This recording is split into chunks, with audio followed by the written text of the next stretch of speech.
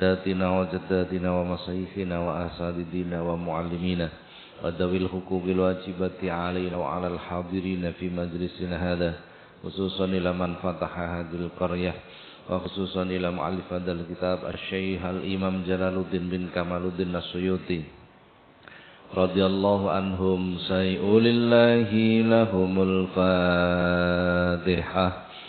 أعوذ بالله من الشيطان الرجيم. بسم الله الرحمن الرحيم. الحمد لله رب العالمين الرحمن الرحيم مالك يوم الدين إياك نعبد وإياك نستعين اهدنا الصراط المستقيم صراط الذين أنعمت عليهم غير المغضوب عليهم ولا الضالين آمين. Para jamaah, alhamdulillah, sore hari ini kembali kita dipertemukan Allah di majelis yang penuh dengan keberkahan ini. Mudah-mudahan setiap aktivitas kita dicatat oleh Allah sebagai amal soleh. Amin Allahumma amin.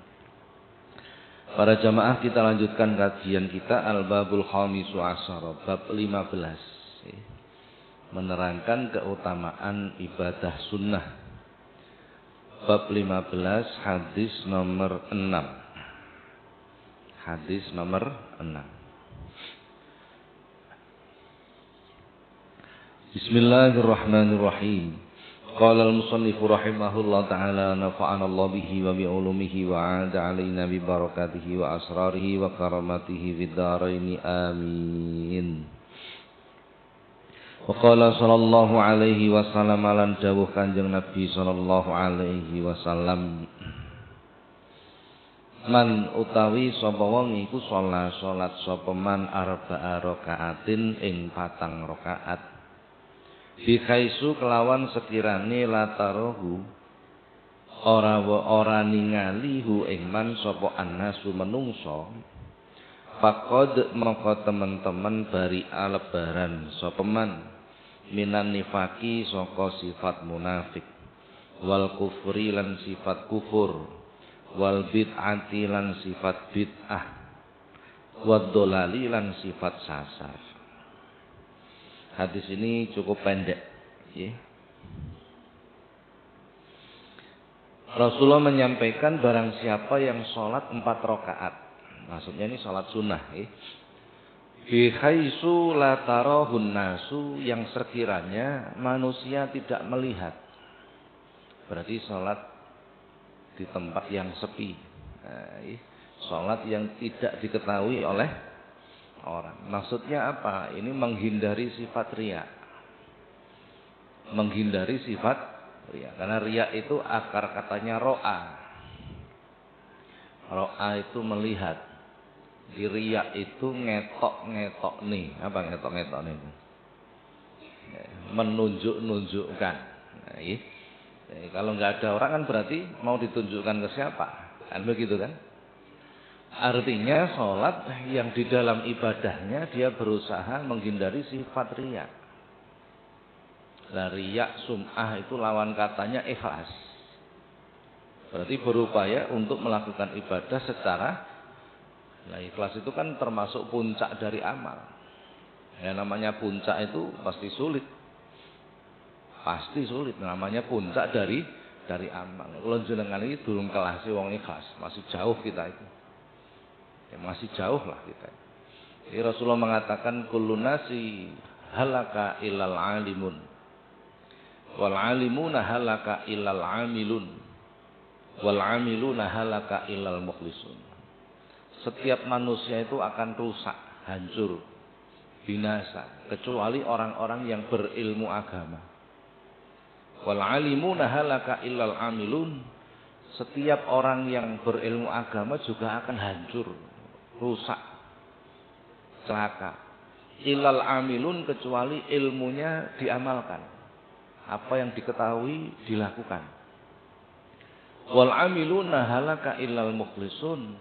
Orang yang melakukan ilmunya itu pun akan binasa, akan celaka.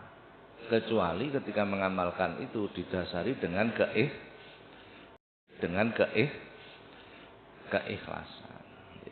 Logikanya begini.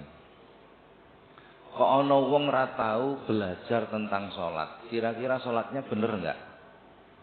Kira-kira bener enggak? Pasti tidak bener, enggak pernah belajar tentang sholat. Dia enggak akan ngerti rukunnya sholat itu apa, syarat sahnya sholat itu apa. Pasti tidak benar karena enggak pernah belajar tentang sholat. Demikian pula orang yang tidak pernah belajar tentang ikhlas, maka tidak mungkin dia bisa ikhlas. Tidak mungkin.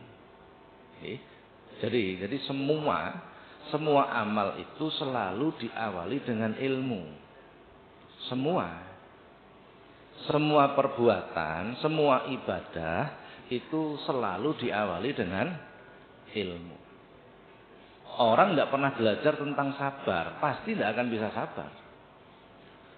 Jangankan melakukan sabar, definisinya sabar saja tidak tahu. Ya kan begitu kan? Nah, tidak tahu. Sabar itu apa toh? Sabar ya sabar. Paling ya gitu jawabannya. Nah, contohnya seperti sudah. Dalam hadis ini seolah-olah Rasulullah itu mengingatkan pada kita. Jadi kita itu butuh ibadah yang memang harus ditunjukkan. Butuh. Contohnya apa? Contohnya semua ibadah wajib. Semua ibadah wajib.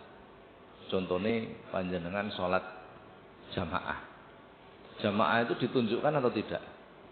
Ya mesti ditunjukkan lah. Nggak mungkin jamaah gak ketok wong kan? Nggak mungkin.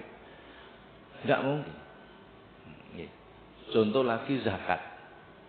Zakat itu harus ditunjukkan. Tidak boleh zakat sembunyi-sembunyi, itu tidak boleh. Harus ditunjukkan. Dan tidak akan bisa zakat itu sembunyi-sembunyi. Tidak akan bisa. Kan begitu kan? Nah, dan banyak lagi. Jadi kalau kita melakukan ibadah wajib, itu ditunjukkan, itu tidak menjadi soal. Kenapa tidak menjadi soal? Karena semua melakukan. Gitu. Panjenengan sholat 5 waktu. Kira-kira sing nglakoni sholat 5 waktu jenengan mawon apa akeh koncone? Nah, nek akeh koncone ndak mungkin kita riak. Akeh tunggal. Tapi nek panjenengan hafal Quran, kira-kira akeh tunggale mboten? Lah nek enggak akeh tunggale niku biasanya ketemplekan penyakit niki wae. Penyakit namanya riak, begitu biasanya. Padahal kita diingatkan itu oleh Allah. Fawailul lil musallin alladzina hum an salatihim sahun alladzina hum yuraun. Loh. Orang yang melakukan sholat itu masih bisa masuk neraka. Apalagi yang tidak sholat. Orang yang sholat seperti apa? Yang ketika sholat itu lupa kepada Allah. Karena esensi sholat itu ingat kepada Allah. Esensi sholat itu zikrullah, zikir. Aqimi sholata li dzikri Quran. Dirikanlah sholat untuk ingat kepada Allah. Jadi esensi, hal yang paling utama dalam sholat itu adalah ingat kepada Allah. Bukan ingat bacaan sholat, bukan. Panjenengan iling-iling bacaane sholat tapi lali karo Gusti Allah. Itu ancamannya mlebu neraka. Ancamannya mlebu Quran ini. Panjenengan ngaji tafsir bukan tematik loh. Tafsir tematik itu tidak akan bisa memahami karena hanya sesuai dengan tema saja. Kalau tafsir betul seperti Ibnu Katsir, seperti Jalalain, seperti tafsir Sawi, seperti tafsir Ruhul Bayan, tafsir Marawi, macam-macam nih. Tafsir kemarin saya dikasih hadiah oleh Profesor Dr. Asy-Syaikh Muhammad Fadil dari Turki. Beliau ini keturunan ke-25 dari Syekh Abdul Qadir Al-Jilani. Jadi Syekh Abdul Qadir itu menulis tafsir, judulnya Tafsir Al-Jilani. Itu sekian ratus tahun karya beliau itu hilang. Karya Syekh Abdul Qadir Jilani. Itu kan abad ke-6 Hijriah. Hilang sekian ratus tahun. Ternyata ditemukan tersimpan di Vatikan. tersimpan di sana dan banyak karya-karya ulama besar kita disimpan di sana. Akhirnya sama Profesor Dr. Asy Muhammad Fadil ini didatangi itu Vatikan, di lobi, bahasa kita di lobi. Sehingga manuskrip karya Syekh Al-Jilani itu bisa diambil kembali. Kemudian dicetak ulang. Selesai dicetak ulang kemarin saya dikasih hadiah tafsir Al-Jilani, oleh beliau dikasih hadiah. Dan itu tafsir yang kelas berat bagi saya. Jadi memang karena penulisnya itu seorang tokoh tasawuf, jadi tafsirnya berat. Itu macam-macam tafsir. Jadi kalau kita mempelajari Al-Quran itu pelajari tafsirnya, jangan pelajari terjemah. Kita akan sulit memahami itu nanti. Lagi? Nah, contohnya seperti itu. Sudah. Jadi barang siapa yang sholat 4 rakaat menjaga keikhlasan, begitulah bahasa yang lebih mudah kita terima. Sholat sunnah 4 rakaat yang sekiranya tidak dilihat orang dan tidak butuh dilihat orang. Tidak dilihat orang dan tidak butuh dilihat orang. Faqad bari'a minan nifaq, maka sungguh dia terbebas dari sifat munafik. Kita itu masih sering munafik kita itu. Munafik itu apa yang tampak dengan apa yang dalam hati tidak sama. Itu namanya munafik. Gitu bahasa paling sederhana begitulah. Adapun tanda-tandanya kalau perspektif hadis dalam sudut pandang hadis, alamatul munafiqina salasah, kata Rasulullah kan begitu nih. Jadi kalau ngomong dusta, kalau dipercaya khianat, kalau janji ingkar, itu tanda-tanda munafik dalam perspektif hadis, dalam sudut pandang hadis. Dalam perspektif Al-Quran, tanda-tanda munafik itu lebih berat lagi. Innal munafiqina yukhadi'unallaha wa huwa khadi'uhum idza qamu ila sholati qamu kusala yura'unan nasa wa la yadhkurunallaha illa qalila. Quran itu. Sesungguhnya orang-orang munafik itu mereka berusaha menipu Allah. Berpura-pura baik. Berpura-pura seneng sedekah. Padahal tujuannya ya supaya oleh balen akeh. Bisa dipahami enggak?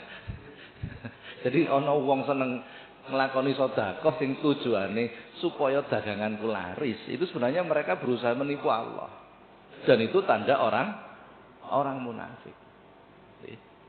Ana wong salat duha tujuane supaya proyeknya lancar. Itu termasuk begitu. Itu berusaha menipu Allah. Karena salatnya tidak lagi lillahi ta'ala.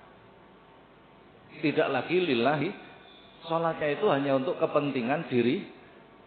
Hadis loh itu, man talabad dunya bi'amalil akhirah qama sallahu wajhahu wa mahaqqa dzikrahu wa asbata ismahu finnar. Barang siapa mencari dunia dengan amal akhirat. Saya ulang lagi. Barang siapa yang mencari dunia dengan amal akhirat, qama sallahu wajhahu, wajahnya itu tidak akan dipandang oleh Allah. Wa mahaqqa dzikrahu, kebaikannya tidak ditulis oleh Allah. Wa asbata ismahu finnar, namanya itu didaftarkan di neraka. Loh. Pak Sanjami sholat duha itu gampang nih rezeki. Betul, tidak salah itu.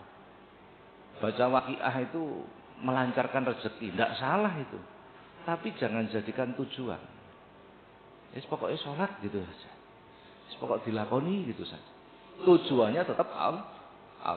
Begini ini banyak yang tidak bisa. Padahal ini ranah niat. Ini baru ranah niat loh. Banyak yang tidak paham. Jadi benar kita melakukan ibadah kemudian mendapatkan keutamaan A, B, C, D. Betul, itu tidak salah karena ada hadisnya. Tapi jangan jadikan itu sebagai tujuan. Ini yang menjadi problem biasa.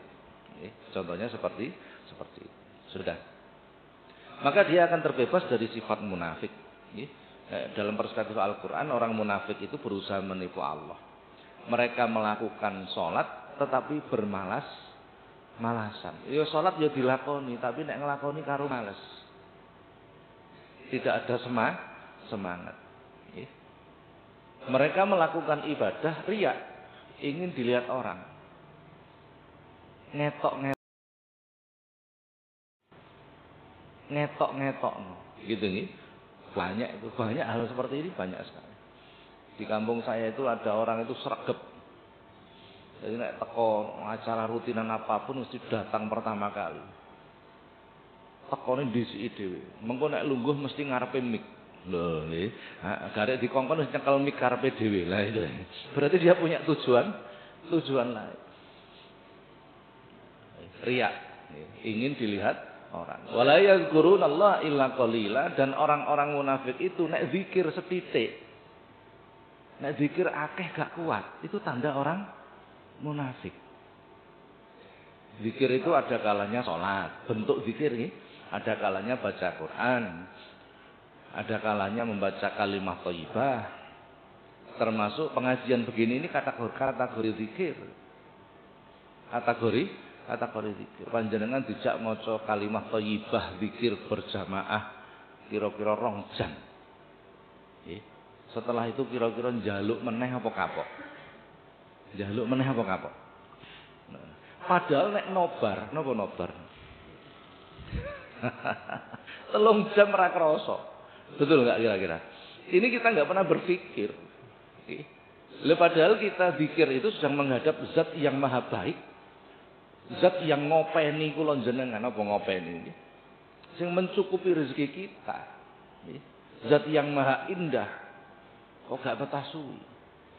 Betul. Kok ana wong dijak zikir jamaah.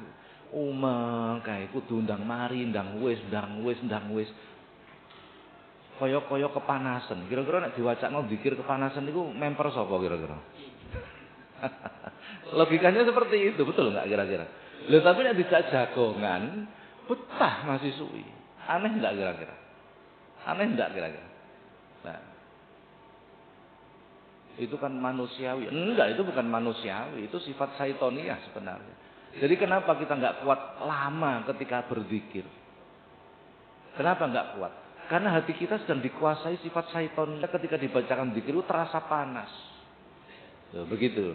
Enggak kuat. Betul, kalau nggak ada rutinan keliling dari masjid ke masjid sebulan sekali itu. Majelis sholawat itu.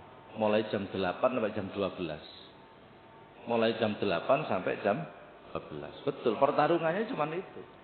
Jadi, cobalah kita sebulan sekali mencoba mengistimewakan Allah. Kita duduk, baca zikir 4 jam. Sebulan sekali, Sebulan sekali, bayangkan. Sebulan sekali kita mengistimewakan Allah. Nek kula jenengan sholat jamaah rutin itu bukan mengistimewakan Allah, itu kewajiban. Itu kewajiban sudah, tidak usah dibahas. Semua orang juga melakukan. Nek kula jenengan iki maca Quran, nah itu tidak usah dibahas karena itu sebagai orang muslim harus kiblatnya Quran, sudah semestinya gitu. Kan gitu kan? Tapi kita coba mengistimewakan Allah. Kita mengajari seperti itu di masyarakat, bareng-bareng seperti manakala kita mengistimewakan Allah, maka pasti Allah akan mengistimewakan kita. Kan begitu logikanya. Sudah. Wal kufri, dan terbebas dari sifat kufur. Sifat kufur niku, kufur itu lawan kata dari syukur. Syukur itu pandai berterima kasih, kufur itu berarti tidak pandai berterima kasih. Orang kufur itu inna adzabi lasyadid, siksa Allah sangat keras. Dan begitu kan? Terbebas dari sifat kufur kita. Wal bid'ati, terbebas dari sifat bid'ah. Jadi bid'ah itu sebenarnya sifat, bukan perbuatan. Perbuatan. Kalau kita sifatnya sudah baik, maka tidak mungkin kita akan terjatuh pada perbuatan yang sifatnya bid'ah. Tidak mungkin sudah. Kan begitu kan? Wad-dolar, serta perbuatan yang tersesat, menyimpang dari agama. Na'udzubillah min dzalik. Jadi kalau ana wong lakoni salat patah sunah 4 rakaat, menjaga supaya tetap ikhlas, ini keutamaannya. Menjaga untuk tidak diketahui orang dan tidak butuh diketahui orang, maka ini keutamaannya.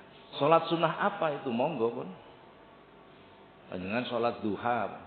Duha itu boleh 2 rakaat, boleh 2 rakaat, boleh 4 rakaat, 6 rakaat, 8 rakaat, 12 rakaat boleh.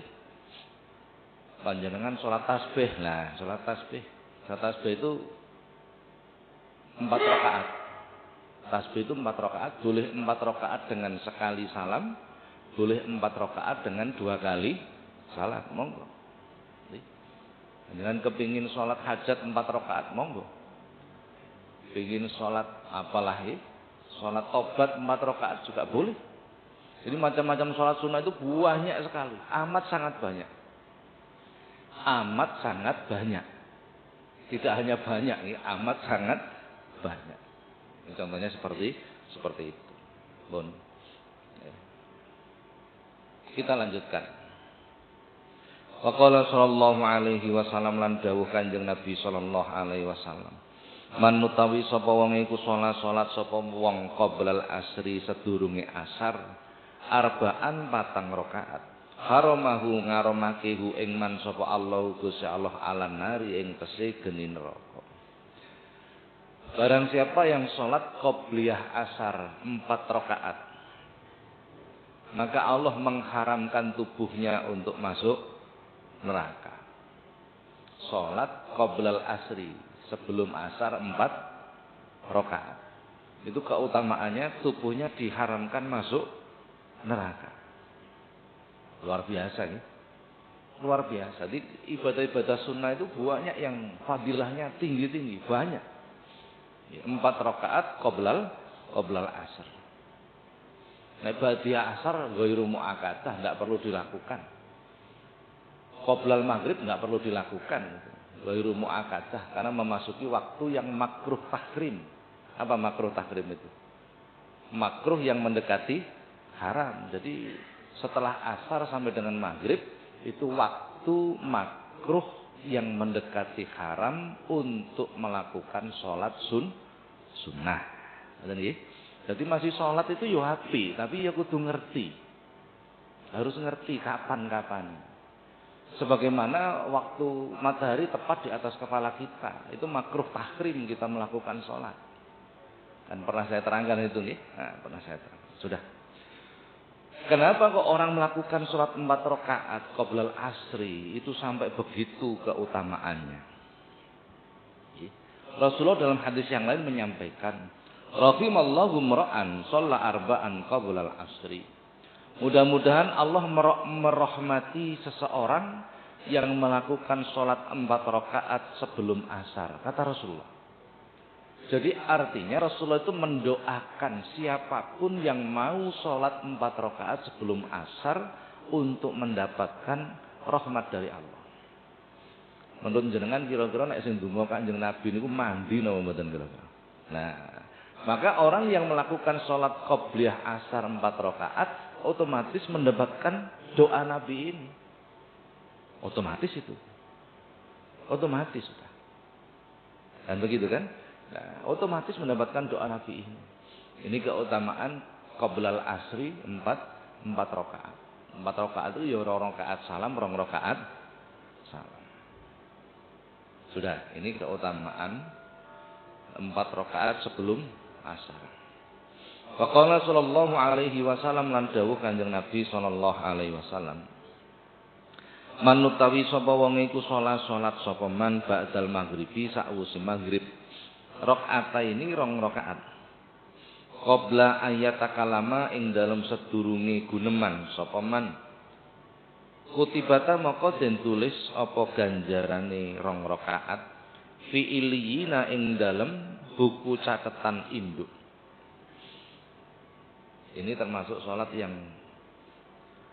yang paling saya sukai. Jadi sholat setelah maghrib sebelum melakukan aktivitas apa-apa. Itu namanya sholatul awabin, sholat awabin. Namanya saja sudah awabin. Sholatnya orang-orang yang dicintai Allah. Jadi nek bar salat maghrib terus wiridan, terus ndonga, terus sholat lagi. Itu namanya awabin. Nek sampean terus neng jeding belet pipis, nah itu terputus, enggak disebut lagi awabin. Bar sholat wiridan ndonga kok jagongan karo kanca, terus karena sholat awabin itu menghilangkan perkataan yang tidak berguna di siang hari. Wa tuhadzibu akhiruha, dan membersihkan pada akhirnya. Bahasa kasare, apa-apa yang menjadi kesalahan kita di siang hari itu dihapus oleh Allah. Dan di malam harinya dicatat menjadi kebaikan. Sholat ini namanya sudah sholatul awabin. Sholatnya orang-orang yang dicintai oleh Allah. Ini luar biasa, betul. Luar biasa. Termasuk sholat yang bagi saya pribadi itu favorit. Gitu. Ini favorit, betul. Nanti menjadi orang-orang yang disenangi oleh Allah. Sholat awabin itu dilakukan tuntunannya. Rakaat pertama setelah baca Fatihah, baca surah Al-Qadar 7 kali. Rakaat kedua setelah Fatihah, baca surah Al-Ikhlas 7 kali. Minimal 2 rakaat, maksimal 20 rakaat. Panjenengan sholat qoblal asri, qobliyah asar 4 rakaat, baca Al-Kafirun sama Al-Ikhlas. Nek panjenengan sholat qoblat duhur 4 rakaat, setelah Fatihah baca ayat kursi, rakaat pertama, rakaat kedua setelah Fatihah baca akhir surah Baqarah. Akhir surah Baqarah. Ini ada tuntunannya. Loh, apa baca surat yang lain enggak boleh? Boleh. Kita baca Fatihah tok enggak pakai surat juga boleh, karena hukum baca surat setelah Fatihah itu adalah sunnah. Tapi kalau kita mencari yang lebih utama mana, lah itu beda jawabannya. Ya, jadi itu semua ada tuntunannya. Semua ada tuntunannya. Sekarang yang lagi rame dan banyak dikerjakan orang itu sholat isyraq namanya, betul nggak? Sholat isyraq, apa sholat isyraq itu? Ya suruk waktu terbitnya matahari. Itu mendapat pahala orang melakukan ibadah haji yang sempurna. Itu baik. Ya ora ono salat gak apik kok gak ono apik kabeh. Tapi kalau seandainya disuruh memilih, saya lebih memilih awabin. Karena saya lebih memilih disenengi Gusti Allah timbangane ibadah haji sing sempurna. Tapi gak disenengi Gusti Allah. Saya pilih itu. Betul. Kalau disuruh memilih. Tapi yo nek iso dilakoni kabeh. Nah, cuman kita harus ingat, setinggi apapun keutamaan ibadah sunnah tidak akan pernah bisa mengalahkan ibadah wajib. Nah, ini jangan sampai. Min alamati tibaul hawa al-musyara'atu ilan nawafilil khairat wa takasulu bil qiyami anil wajibat. Sebagian tanda-tanda orang yang mengikuti hawa nafsu. Salah satu tanda orang itu mengikuti hawa nafsu, hawa itu kesenangannya nafsu, adalah al-musara'atu ilan nawafilil khairat. Bersemangat ketika melakukan ibadah sunnah. Wa takasulu bil qiyami anil wajibat. Tapi nek ngakoni ibadah wajib arasen. Nggo wektu nek salat sunnah, tapi salat wajib ya arasen. Itu tandanya orang melakukan ibadah tapi mengikuti hawa nafsu. Jadi wong ibadah itu belum tentu benar. Sing ibadah wae urung karuan bener apa meneh sing ora. Nggih. Betul. Jadi ibadah yang mengikuti hawa nafsu itu berarti kejelekan. Kejelekan. Nah, ngeten-ngeten ini harus kita pahami secara mendetail. Nggih. Jadi penyakit di dalam amal, dalam ibadah itu sangat banyak sekali. Penyakit dalam amal itu sangat banyak. Riya, ujub, sum'ah, itu kan penyakit-penyakitnya amal. yang harus kita antisipasi. Jadi kenapa kok orang yang semangat melakukan ibadah sunnah bermalas-malasan, bukan meninggalkan ya, dia tetap ngelakoni sing wajib tapi aras-arasan. Itu disebut orang yang mengikuti hawa nafsu. Kenapa kok begitu? Hawa nafsu. Kenapa kok begitu? Karena dia tidak bisa membedakan mana yang wajib, mana yang sunnah. Jadi semangat itu apik, tapi nek kesemangatan ya ndak apik juga. Nggih. Ndak baik juga. Nggih. Ringkese ngeten. Angger kula njenengan iki nglakoni sing wajib tok wae. Sing penting gak nglakoni dosa, itu sudah pahalanya berlebih, melimpah. Sing penting orang nglakoni. Nah, ini yang paling sulit itu di sini sebenarnya. Ini yang paling sulit itu. Nggih. Jadi menjaga diri kita supaya tidak melakukan dosa itu yang paling sulit itu. Kalau rutinan di satu tempat buka kitab baru namanya Minahus Saniyah. Masih lembar keberapa niku sing ngrungokno wis mumet. Kok abot temen kitabe gitu kata. Memang materinya sudah ke kedalaman, sudah masuk ke kedalaman. Nah, ternyata ini kan baru permukaan nih, belum sampai pada kedalaman. Sudah. Jadi orang-orang yang bersemangat melakukan ibadah sunnah, tetapi bermalas-malasan melakukan yang wajib, itu pertanda dia melakukan ibadahnya karena mengikuti hawa nafsu. Pertanda seperti itu. Karena tidak ada satupun ibadah sunnah itu bisa mengalahkan ibadah wajib. Tidak satupun. Jadi contohnya getu itu gini, bersemangat itu gini.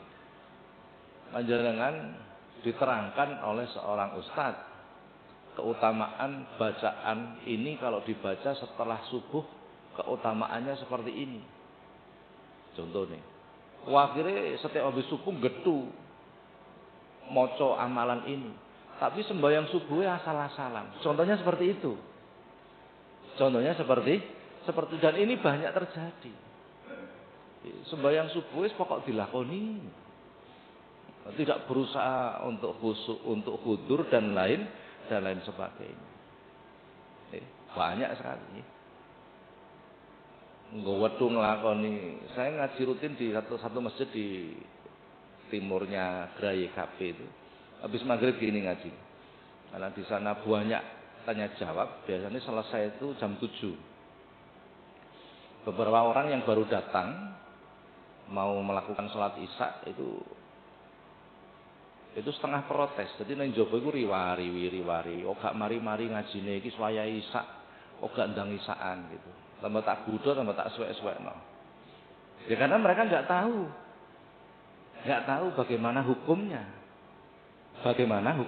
Hukumnya mereka enggak tahu. Lah nggih betul, nggih. Lebih utama tolabul ilmu. Mereka enggak tahu, merasa nek salat tepat waktu itu sudah paling top. Padahal sholat jamaah itu hukumnya apa? Apa hukumnya? Sunnah. Thalabul ilmi hukumnya apa?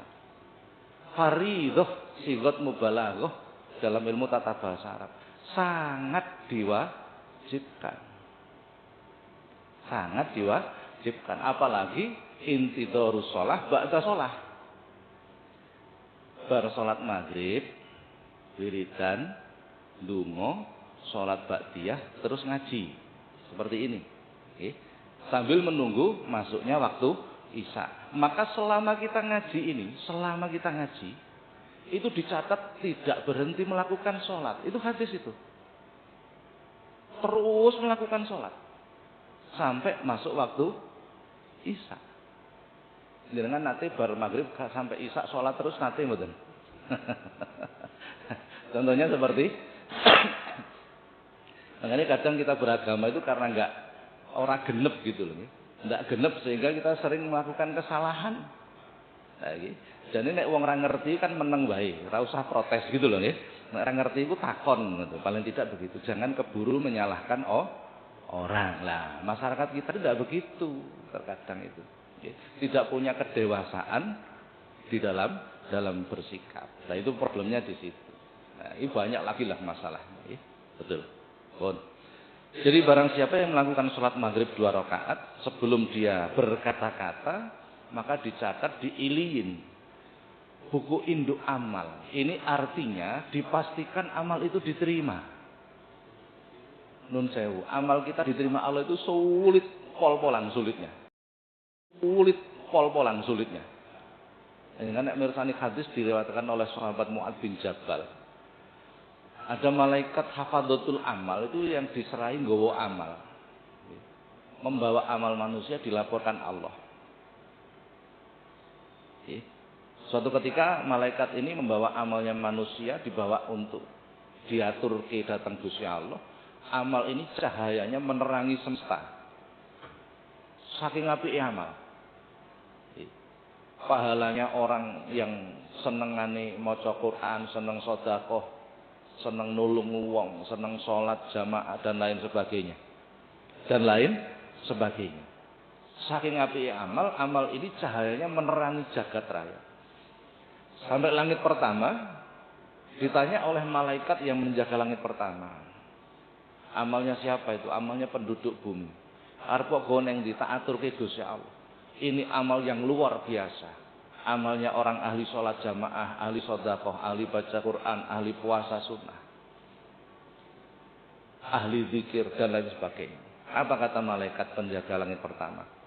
Tidak pantas kau sampaikan kepada Allah. Li'annahu sahibul ghibah, karena orang itu senengane ngrasani wong. Lu coba. Itu menjadi sebab amal kita habis. Nanti masuk langit kedua diseleksi lagi. Jadi amal itu diseleksi oleh para malaikat setiap hari. Lho kok ana wong nglakoni salat awabin, itu dipastikan dicatat di buku induk. Dipastikan. Jadi lolos sensor. Coba bayangkan. Jadi amal kita itu sulit diterima. Jadi kita itu jangan keburu merasa bahwa amal kita banyak. Belum tentu diterima oleh Allah. Sampai Rasulullah itu mengingatkan kita loh. Alamatu saqawati arba'atun, tandanya orang celaka itu 4. Yang pertama nisyanu dzunubil madiyah wa hiya indallah fil mahfudhah. Melupakan dosa yang pernah dilakukan, padahal dosa itu tercatat di sisi Allah.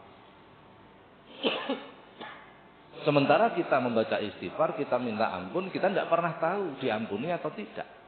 Betul kan? Itu tanda orang celaka pertama.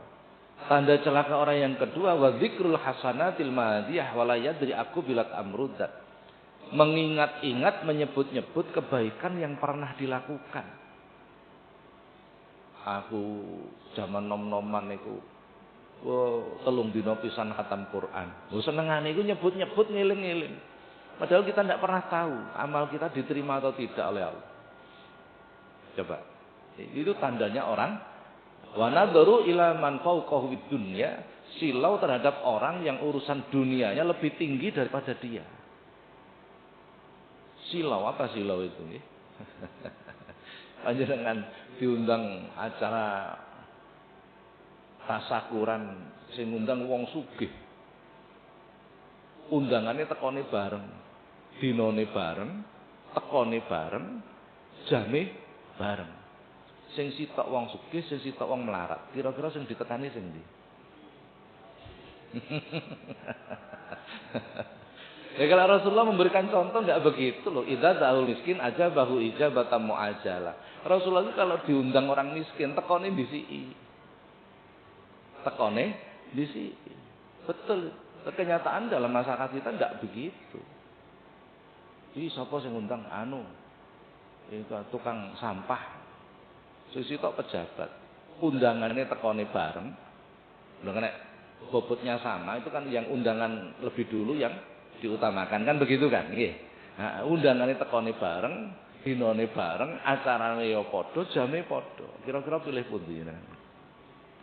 Ana nggone wong melarat iki paling suguhane ya penyetan. Gitulah kira-kira nggih. Dan itu tandanya orang celaka loh kata Rasul, enggak main-main itu. Wa ila man dunahu fiddin, dan meremehkan orang-orang yang urusan agamanya di bawah kita. Panjenengan mlaku-mlaku liwat musala terus krungu wong maca Quran Sedang acara khatmil Quran, maca gentenan, giliran sing maca niku wong tuwa. Macane niku drudukan bolak-balik salah. Sampeyan atine, sing muni atine, mboten lesane, atine muni. Oh tuwek goblok, kira-kira ngoten nggih. Nah, atine tok sing muni. Itu namanya meremehkan. Orang yang kemampuan agamanya di bawah diri, itu tanda orang celaka itu. Karena kita tidak pernah tahu yang diterima Allah itu siapa. Sing wis ahli ibadah kados kula jenengan atau orang yang baru masuk Islam. Kita tidak pernah tahu itu. Maka jangan pernah meremehkan orang lain. Betul. Jadi kalau ana wong ibadah wajib tak, enggak usah disalahne. Enggak usah. Biar saja. Karena kita tidak pernah tahu yang diterima Allah yang mana. Itu kan ada ceritanya sahabat Abdullah bin Amr bin As. Jadi Abdullah bin Amr bin As itu setiap malam sholat sunnah 500 rakaat. Minta pada Rasulullah itu. Apa kata Rasulullah setelah dilakukan beberapa minggu, beberapa bulan? Abdullah dalam kanjeng Nabi, apa kowe kepingin tak dudui calon penduduk surga? Nggih kanjeng Nabi. Abdullah niku mikir, aku iki ben bengi salat sunnah 500 rakaat oleh Rasulullah belum disebut sebagai calon penduduk surga. Iki kok ana wong calon penduduk surga iki piye ibadahe? Akhirnya ditunjukkan kae lho wonge. Betul dikoreksi. Ternyata nek bengi turu gak tahu salat, nek awan gak tahu poso. Bingung Abdullah itu. Bingung. Ini sahabat lo bingung. Apa meneh kula jenengan kan begitu kan? Nah, akhirnya begitu diteliti lebih dalam ternyata orang ini termasuk abal iyal, tanggungane akeh. Anake akeh. Wong tuane dadi tanggungane, mara tuane dadi tanggungane. Sehingga beban hidupnya berat dan dia buruh tani. Berat sekali kan? Lan jenengan nggih mboten nate nek bengi salat, mboten nate nek kula bengi salat niku terus awan nyambut gawe ngantuk. Awan ra tau poso, mboten nek kula poso mboten kuat nyambut gawe, nek mboten kuat nyambut gawe tanggungan kula dos pundi. Akhirnya apa kata Abdullah? Bener. Pantes sampean disebut Rasulullah calon penduduk surga. Kenapa? Mala yatrimul wajib illa bihi fahuwa wajib. Apa-apa yang menjadikan wajib hukumnya wajib. Panjenengan nek bengi turu supaya sesuk awan kuat nyambut gawe. Turu ning jenengan iki hukume wajib, bukan lagi sunnah.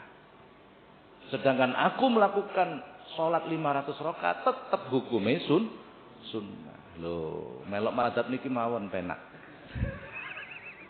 Ya wis syaratnya harus sama, harus abal harus tanggungane.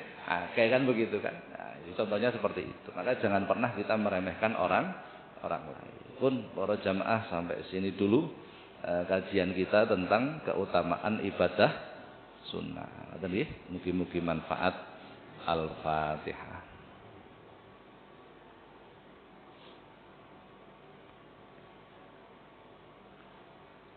Assalamualaikum warahmatullahi wabarakatuh.